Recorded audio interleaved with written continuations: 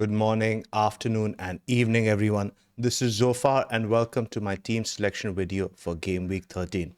It's been a fun week of European football. Lots of good matches, and I've actually managed to stay awake to watch all of them to the late hours in India till about 1 or 2 a.m. So really enjoyed that. A lot of scouting has been done, but that has changed my opinion here and there on whether to use my free hit or not, and I will talk about that in this video. First up, let's see how my last week went. In game week 13, I got 55 points, which was a green arrow by a margin of 12 points rather than according to live FPL. You can see I'm a little bit short on sleep, so my train of thought is a little bit all over the place, but we shall try to go ahead. Now, in terms of points, Sanchez did well, 6 points over there. Timber got the assist. Munoz, of course, came through with the clean sheet and the goal. Enzo got the goal over there. The team did all right overall. Sakalele got the DEFCON. I think it's been a decent ride since the wildcard. I was around 2.5 billion then, just inside the million now. So need to kick on. Good free hit, really give me a boost this week. Talk to you guys about that. I'm not so certain. First up, a plug for our Discord. We are having 66% off on the first month as part of our Black Friday offer. So that's essentially you're paying 2 GBP for the first month. And if you sign up this particular game week, the way the game weeks are so condensed, you'll effectively be getting 6 game weeks for just a £2 trial. So it's a great time to get on. We've already had a lot of new signups, and it's generally a great time also because we do a lot of community tournaments in January. There are a lot of images coming through in the podcast. You get access to all of those. You get access to an ad-free podcast, Q&A sessions. It's generally a good time to join with just the FPL season really kicking on.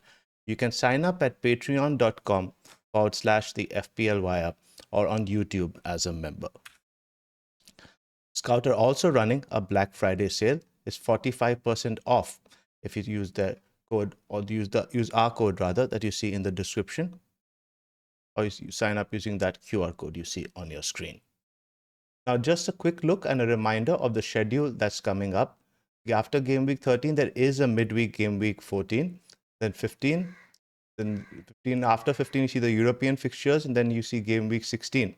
Then for certain teams, there are Carabao Cup fixtures also. So just a reminder that X minutes, that's players who play a lot of minutes, not prone to rotation, have to be your priority transfers in this period. Now, just some stats for the teams we are interested in free hit. I'm not going so much into fixtures because really this week, the big question is the free hit. Villa looked really good yesterday. Marlon scored a brace, and these are the stats from the last 6 games. He is on top for NPXG. He just looks a much better pick and much better forward, I think, than Watkins at the moment. And he got subbed off around 60th minute. I think he will start this one. Rogers also played around 60. His form has improved over the last few weeks. It's not just the 2 goals. You could see it from the player, especially what I watched yesterday. The confidence, the mojo is completely back with Rogers, and he's playing a quite advanced role. And taking free kicks, obviously, is a good addition to his repertoire. Some stats from yesterday. First up, let me just share with you guys a team selection. You can see that all the way on your left.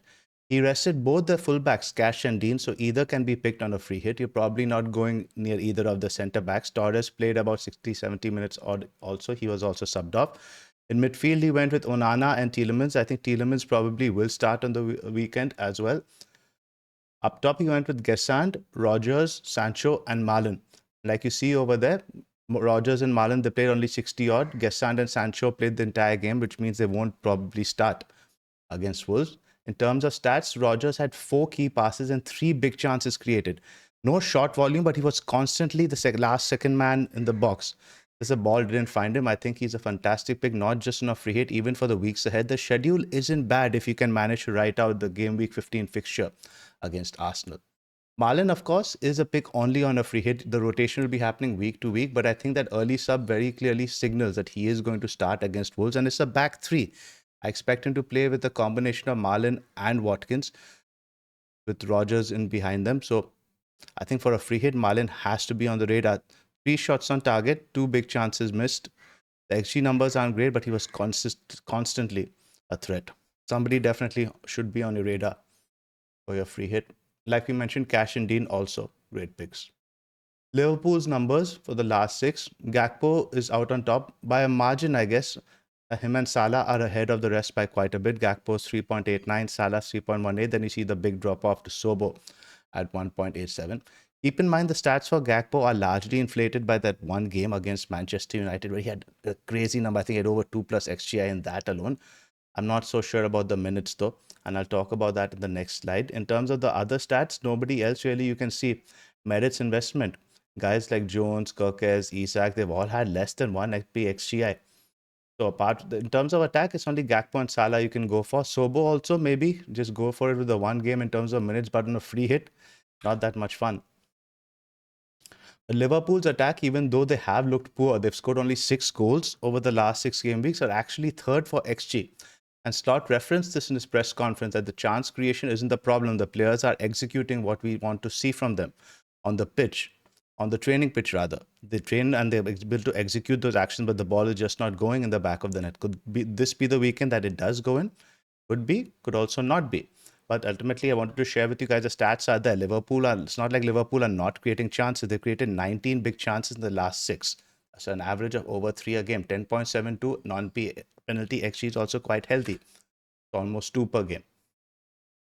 Now the stats for the Liverpool players who started midweek over here. Let's spend some time. All of these guys played 90 minutes. That's Salah, Gakpo, and Van Dijk. Salah's XG was only 0.03. The only attempt he took in the entire game was a shot from outside the box. A bit worrying. He did have 5 key passes though, 2 of which were big chances created, and he was on corners on one side. Large one number of these key passes were those corners he took, with Van Dijk largely the target. Gakpo took them on one side, Salah the other, and it was a clear direction that they were going towards Van Dijk. You see the number of shots he had. He had 4 shots off target and a shot blocked. He also hit the post, including a big chance missed. So that's 0.64 XG for Van Dijk. That's higher than Gakpo, who had 0.31. Gakpo also had 0.54 expected assists. So underlying numbers are not bad. And let's talk about what happened in the press conferences yesterday. Again, the lineup you can see on the left. Kirkes and Jones were the fullbacks. Konate, Van Dijk centre-backs. I think the keeper, Alisson, is back, so that's going to change. Grav and Alexis McAllister will probably retain their spots. Up top, I think Soboslai probably will start as well. But apart from that, right, as Slot mentioned on making changes, I can consider it, but I can't tell you what the consideration is for Sunday. And the team news is that Alisson is back in training. He's expected to be available to face West Ham. Florian Wirtz also has a chance to return with his final day of rehab scheduled tomorrow. Hugo Ekitike, not a serious issue and not ruled out of the weekend yet. So from this, what he would surmise is that Wirtz and Ekitike are not likely to start. They might be in the squad still, but you don't think they will have a starting role. A lot of people that have been calling for Salah to be dropped, but I don't think Slot will do that primarily because he just doesn't have the alternative personnel. Let's say if Isak, Wirtz and Ekitike were all fit, he could have tried something with Wirtz or Sobo behind the 2 forwards. But right now, I think Salah will start, although I am spooked a little bit of Liverpool. Will there be a better opportunity to go heavy on Liverpool later on? Potentially, yes. And if you're going on a free hit, you obviously have to pick Salah. But going with the second Liverpool attacker, I don't really know. Going with Van Dijk, I don't really know. The thing with Van Dijk in particular is very, very tricky because he has that potential for a 17-pointer there. No team has conceded as many goals from set pieces as West Ham has. Van Dijk, as you can see, there's been a greater emphasis on his set piece prowess also. And he's going to get DEFCON. Just how teams are playing against Liverpool. So the potential for a 17-pointer is there. Even if he doesn't get that, he starts at a floor of 4. You'd go with somebody like a Cash or Dean and they just get 2 pointers. None of the Villa guys really have big DEFCON potential. Will Brentford guys be getting big DEFCON against Burnley? Either no. So at least the floor is there with Van Dijk, irrespective of how poor Liverpool have been. Speaking of Brentford, their data last 6. Thiago absolutely clear. Sade in second. Coyote's data is interesting. Just a lot of key passes over there, largely which result from throws. He's also good for baseline bonus. So I think the top 2 really pick themselves because you see the minutes you see for Sade, 528 versus just 419 for Dango, means that Sade is very likely to play 90 minutes. And you saw with Enzo against Burnley, you want the guys who are going to play the most minutes, who are there towards the end of the game.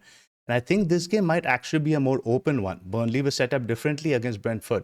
as they did against Chelsea. And so will the home team. So far, Brentford have been playing very, very difficult opponents. So they've sat back and countered. Now, this time at home, bit more emphasis on them to go forward. So I like their attackers.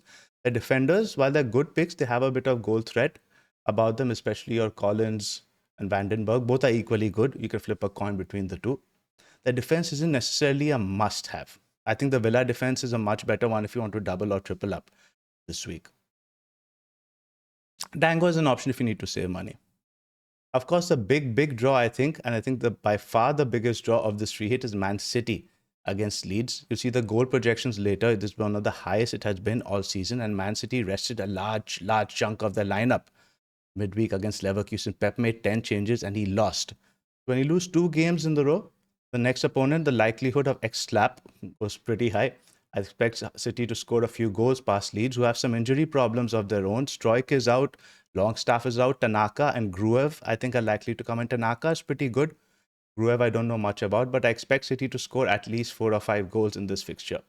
The problem with City, though, you see the XG over there is clearly all towards Haaland. NPXG 1.42. The next highest is Phil Foden at 1.3. Foden's got 1.3 NPXG over the last 6 matches. So that's at about 0.2 a game. That just shows you it's all Haaland. Most of the XGI you see for Foden 2.87 is actually from creativity. 1.57 XA, but he's got only 1 assist to show for it. So between him and Doku, I don't think really there's that much to split them. In one game, either can go big, but I think I do like this matchup a bit more for Foden than I do for Doku. So picking in between my top 2 City attackers, it would be Haaland and Foden. And I think the non-negotiable really, you could flip between Foden and Doku, is O'Reilly in this team. The stats are monstrous. I think he's got 11, 8, 11 in his last 3 home games. If I don't free hit, he's the player I will have the most FOMO about in this free hit, more so than Salah, and that says a lot. O'Reilly just is a pick who needs to be in your team. And if you're not on a free hit, I highly recommend using a transfer to get him in now. The upside just justifies it. And I don't think there'll be much rotation now, given how poor Nouri was against Leverkusen. So this is a draft I had made, and this is sort of prior to the midweek games. And let's discuss them pick by pick. The ones in green are the ones which are O'Reilly, Salah, Schade, Rodgers, Thiago, and Haaland are, I think, locks. I think these guys absolutely have to be a part of your free hit team. So that leaves you about 5 other spots, right? Now, Kelleher, Cash, you can change that combination around. You can make it like Collins and Martinez, maybe even double up on the Villa defense. I don't mind that. That Virgil spot is interesting. You could go for a Munoz in that position. I do like that pick as well. Not really anything against that one. Could even go for a Timber, although I do think Chelsea will score. I do see goals in that game. Both sides are likely to score. So I wouldn't necessarily go Timber. It would be between Virgil and Munoz in that spot. Foden, like I mentioned, it can be Doku if you need money. It can even be Star, but you do obviously want a second City attacker in there. So I think it's between Foden and Doku. The Gakpo spot, you could go Malin. I don't think I would go Gakpo now based on what the recent comments from Slot. Who are the other options over there? The bunch, as I mentioned to you guys, you could even decide I want to go triple up on the Brentford attack. But despite the odds you see on the screen, City 2.49, Villa 2.88, Liverpool 2.09, Brentford 1.93. These are obviously the teams we're targeting on the free hit, right? I am a bit spooked, man. I don't think I will be free hitting, and Liverpool's form I just don't trust right now. Yes, Salah is likely to start, and this could be the game that Liverpool do score 3 or 4 goals, but they can also do that a bit later on. And I have 3 free transfers, right? And I'm struggling to use them. So I just want to show you guys what my planned path is. Now, I've already done 2 transfers based on price movements. I've done Semenyo to Rodgers and Enzo to Minte, and I have exact cash left over as of Friday morning to do Krupi to Thiago. So those 3 free transfers, I'm thinking are Semenyo, Enzo, Krupi out, Rodgers, Minte, Thiago in. And if you look at the team for game week 13, it's Sanchez, Timber, Virgil, Munoz. Virgil and Munoz are 2 players we are considering for the free hit, so those are decent picks. Timber, not so much this week, but it's the Arsenal defense. Can always do well. Similarly with Saka, he is on penalties, though he will be facing Kukurea, who absolutely shut down Yamal in midweek, so I don't like him as much. But again, never a bad pick, the penalty taker, set piece taker for Arsenal. Bruno Fernandes, obviously, again, the route to points is there. I don't like that fixture against Paris, but it's not terrible. Rodgers and Minte, also the good thing is, right, they're just good X minutes pick for this period. I don't mind holding them for a long time. I might even get rid of Rodgers in a couple of weeks, but it's not really a fire sale with the minutes he's getting. It's going to be very form dependent. You see that Arsenal fixture is really the only off-putting one, and I can bench him for that, as I will share soon. Haaland captain, obviously. Mateta, he came off in about 60 minutes yesterday, so I think he will start. A start against Manchester United was never in doubt. We are more worried about the fixture later against Burnley. And one other, again, big guys on the free hit. Thiago, he's also in. So who am I missing from that free hit team? I'm missing maybe more Brentford. I'm missing a second City attacker. I'm missing O'Reilly, and I'm missing Salah. Could these guys go close? Yes. Could that free hit team also blow it out of the park? Also possible, but I will have the free hit to play a little bit later. I think this team sets up quite well in terms of transfers. It gets all my transfers out. And you see in game week 14, the team looks pretty good still. Sanchez is Leeds away, Timber, Brentford home, Virgil, Sunderland home, Snessi, Everton home, Munoz, Burnley away. All good fixtures. Saka, Bruno, Rogers, Minte, all have good fixtures. Rogers, Minte obviously play each other, but I think they're the talisman for each team, so that's fine. I don't mind any attacker playing against Brighton. Haaland captain, Mateta. Now Thiago would be on the bench against Arsenal. Now I have two guys who want 4 yellow cards, Hennessy and Munoz. If either get booked, I think Thiago will come in. I'm hoping both can survive because I'm in a better position, I think, in game week 15. Let's say if I roll my transfer. If I do roll, lots of things I can do, right? But now with that Rogers position, I couldn't, like you see the transfers I've done on the screen over here. I want O'Reilly, but now I'm priced out. I'll be 0.0 in the bank after I do the Thiago move. So I could do Senesi to Theo. And the other free transfer, I could punt Rogers with somebody like a Barnes. But then I have to really optimize my free hit window, right? What I'm thinking, if I free hit in game week 16, when Man City have Palace away, Man City in 15 have Sunderland at home, and Man City in 17 have West Ham at home.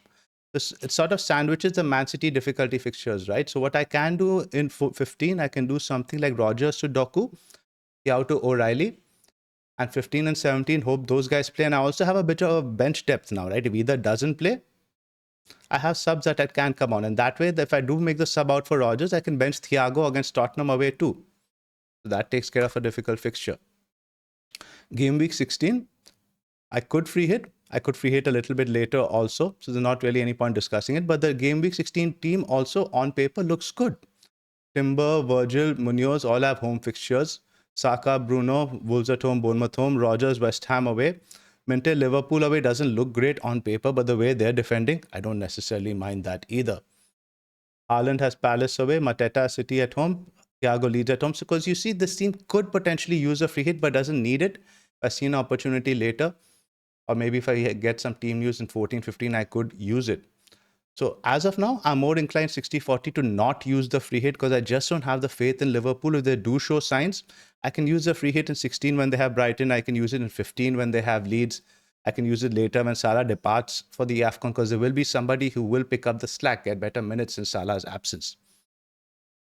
And this is just a general outlook for the top teams to target for game week 13 to 18. Like you see, City are very good game week 15 to 17. Optimization is what I was talking about. If I can get 3 City for both of those games, and let's say just maybe none City for game week 16, maybe only Haaland, and depending on how they look against, they have Real Madrid before they play Palace that week. Palace also have I think away Europa Conference fixture, and the position isn't very good, so they have to play consistently strong lineups in Europe. Game week 16 does look good in terms of teams. I don't have Semenyo. That's bothering me a little bit. So game week 17 is my next preferred option. Could even go 15 if I have a transfer I already use in 14. If 15, I only have one free transfer. I don't mind burning it on the free hit. But as of now, it's looking at game week 16 free hit and save the free hit this week primarily because I don't have confidence in Liverpool. And I think the guys I have could just do well. I've reduced my exposure a little bit in the Palace fixture. I've reduced it a little bit in the Chelsea-Arsenal fixture. It just feels like I'm selling players from functional teams. Manchester United, not so much, but Arsenal primarily, right? Saka, Timber, even Mateta, I think could do very well against Manchester United, although I think that game's better suited for Sar. In players I don't have that much faith in. Could Brentford, Burnley be 1-1? Yes. Could Villa just win 1-0, 2-1? It is a derby. The confidence isn't filling me as much now because the main draw for it largely was the Liverpool attackers. Those are the guys I trust to deliver returns. Could it be Utada if I pick Schade? Could it be any of the other Villa guys who get points besides Rogers? Yes, also, but I don't know, man. There's a faith just isn't there. And the main thing also, I'm very happy with the 3 players I'm bringing in terms of expected minutes. Rogers, Minte, and Thiago just have good fixtures, good minutes I can keep for a while. And the thing is, with 3 free transfers, if I, let's say, free hit this week, I have no transfers I planned in game week 14. So I'd arrive in game week 15 with something like 4 free transfers and nothing really to do with it. My team would look pretty good. So this way I get the transfers out of the way, and game week 14 I can look to save, and 15 play a couple of transfers. Ideally then use a free hit in 16 also, because 16 again I don't have any transfers booked. Using the free hit as a transfer in 16 would be the way to go. So this is going to be a late decision. I think I'll probably make the Thiago move tonight after press conferences. And also, the lovely fact about the free hit is that if I do decide to play my free hit on Saturday, all these transfers get reversed. I get Semenyo back, I get Enzo back. The things I can use it later. So it will be a late decision. I will keep you guys posted on Discord and post a comment over here. It will be quite late. I will keep you posted my train of thoughts more so on the Discord. So you guys enjoyed the video, get in there, show your support. The Discord is never going to be cheaper.